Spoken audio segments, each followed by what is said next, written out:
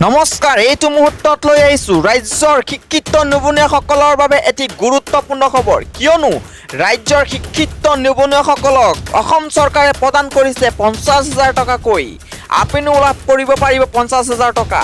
নৱৰূপত স্বয়ং আঁচনিৰ অধীনত লাভ কৰিব এই ধন। যিসকলে আগতেই আবেদন কৰি থৈছিল তেওঁলোককে 21 জানুৱাৰীৰ পৰা তেওঁলোকক 50,000 টকাকৈ তেওঁলোকৰ বেংক একাউণ্টত সোমোৱাই দিয়া হ'ব। 21 জানুৱাৰীৰ পৰা ৰাজ্যৰ শিক্ষিত নিবনুৱাৰ একাউণ্টত সোমাব 50,000 টকাকৈ। বিভিন্ন জিলাত তাৰিখ অনুযায়ী ভাগ কৰি দিয়া হৈছে এই ধনৰ বিতৰণ প্ৰক্ৰিয়া। 21, 22, 23 আৰু 27 জানুৱাৰীত জিলাসমূহত প্ৰদান কৰা হ'ব অনুমোদনৰ পত্ৰ।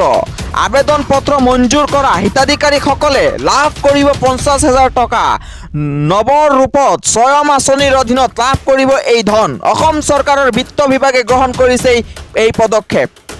মাজুলীত অনুমোদন পত্ৰ বিতৰণ কৰিব মুখ্যমন্ত্ৰী সৰ্বানন্দ সোণোৱালে। 22 জানুৱাৰীত গোলাঘাটত, 27 জানুৱাৰীত শিৱসাগৰত বিতৰণ কৰিব হিমন্ত বিশ্ব শৰ্মাই। 22 জানুৱাৰীত বৰপেটা, 27 জানুৱাৰীত নলবাৰীত অনুমোদন পত্ৰ বিতৰণ কৰিব মন্ত্ৰী চন্দ্ৰমোহন পাটোৱাৰীয়ে। লগতে 21 জানুৱাৰীত চৰাইদেউত বিতৰণ কৰিব মন্ত্ৰী যোগেন মোহনে।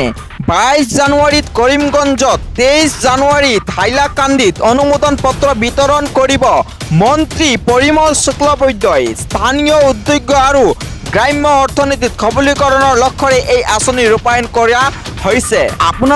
আপোনালোকক মই এটা অনুৰোধ কৰোঁ, যিসকলে এই আঁচনিৰ অধীনত লাভান্বিত হ'ব তেওঁলোকক প্লিজ কমেণ্টত কমেণ্ট কৰি জনাব আৰু লগতে চেনেলটো ছাবস্ক্ৰাইব কৰি এটা লাইক কৰি দিব, যাতে মই এনেকুৱা ধৰণৰ ইনফৰ্মেটিভ ভিডিঅ'বোৰ আপোনালোকৰ বাবে লৈ আহিব পাৰোঁ। Thank U.